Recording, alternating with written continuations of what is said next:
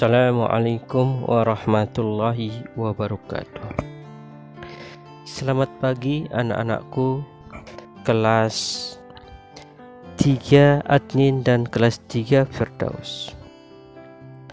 Pada kesempatan yang barokah ini kembali kita belajar akidah akhlak,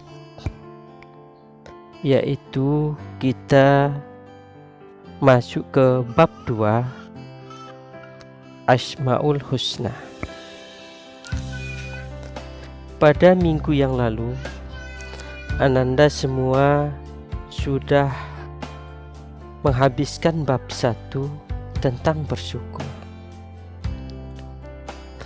Anak-anakku yang berbahagia, sebelum kita melanjutkan pembelajaran ini, terlebih dahulu Ananda semua silakan menyiapkan buku paketnya dan membuka halaman 12 pada buku paket bab 2 tentang Asmaul Husna. Untuk lebih barokahnya pembelajaran kita pada pagi hari ini, mari kita sama-sama buka dengan basmalah. Bismillahirrahmanirrahim. Baiklah anak-anakku, silakan Ananda semua membuka halaman 15. Ayo mengamati. Anak-anakku yang berbahagia, Asmaul Husna adalah nama-nama yang baik yang dimiliki oleh Allah Subhanahu wa ta'ala. Asmaul Husna berjumlah 99 nama. Asmaul Husna juga menunjukkan sifat-sifat yang dimiliki oleh Allah Subhanahu wa ta'ala. Oleh karena itu, kita harus mengenal nama-nama Allah Subhanahu wa ta'ala tersebut.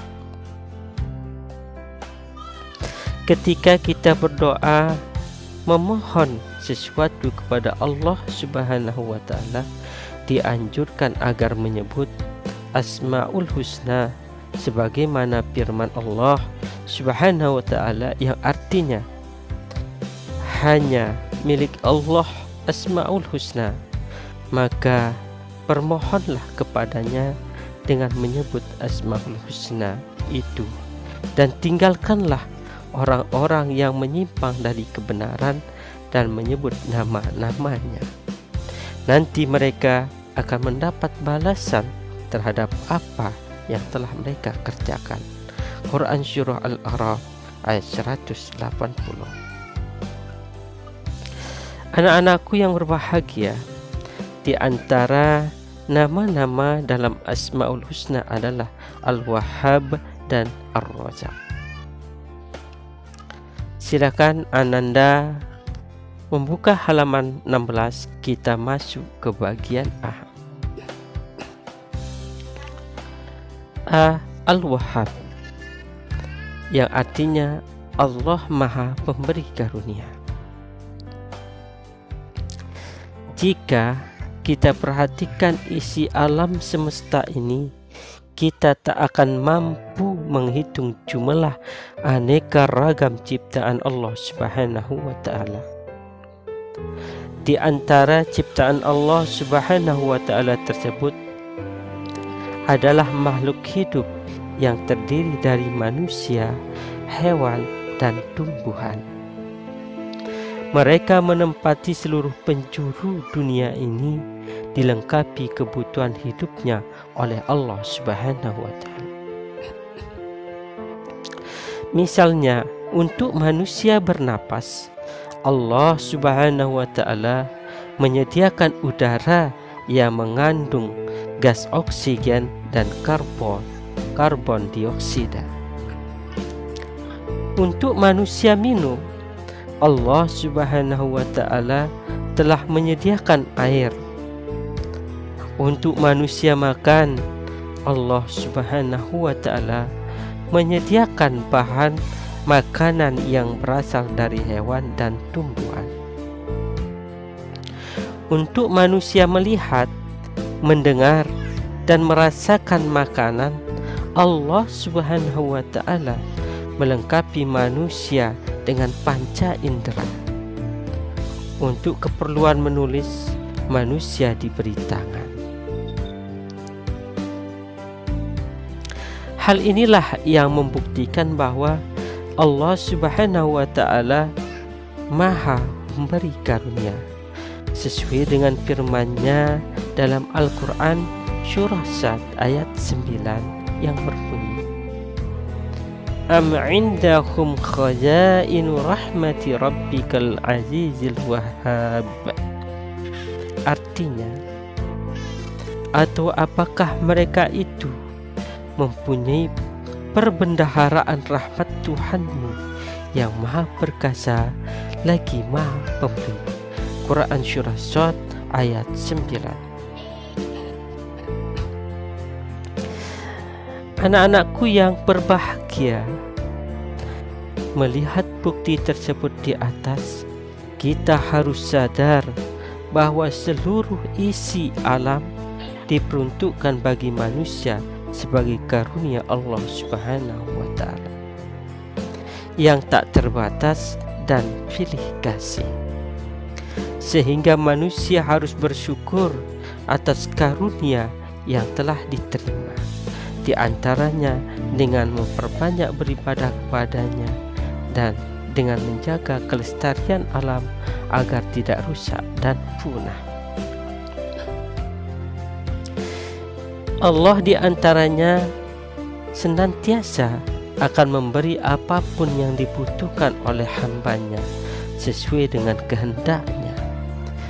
Jika seorang anak meminta agar menjadi pandai, maka Allah Subhanahu wa Ta'ala akan mengabulkannya, asalkan ia rajin dan bersungguh-sungguh dalam belajar.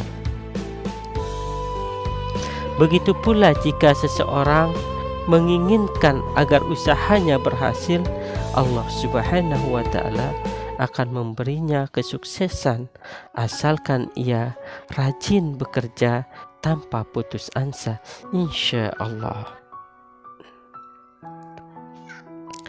Anak-anakku yang berbahagia, cara meneladani sifat Allah Subhanahu wa Ta'ala Al-Wahhab adalah dengan berbagi sebagian kelebihan yang kita punyai. Bagi yang punya ilmu, kita bisa mengajari teman yang belum paham tentang suatu hal. Tangan kita manfaatkan untuk membantu teman yang membutuhkan bantuan. Orang yang suka membantu orang yang memerlukan bantuan, Allah akan senantiasa membantunya. Keridhaan Allah Subhanahu wa Ta'ala dan kebahagiaan di akhirat juga akan menantinya. Anak-anakku yang berbahagia, Itulah cara meneladani sifat Allah, yaitu Al-Wahhab, yang artinya Maha Pemberi Karunia. Tidak bisa kita pungkiri anak-anakku semuanya, mata bisa melihat, telinga bisa mendengar, tangan bisa bekerja, kaki bisa melangkah. Itu semuanya karunia Allah Subhanahu wa ta'ala. Segala kebutuhan semua makhluk di dunia ini, di bumi ini, semuanya diberikan oleh Allah tanpa pilih kasih. Apakah itu hewan? Apakah itu tumbuhan? Apakah itu manusia? Apakah manusianya muslim atau non-muslim? Semua diberikan karunia oleh Allah Subhanahu wa ta'ala. Maka Allah itu adalah Maha Pemberi Karunia. Jadi anak-anakku yang berbahagia,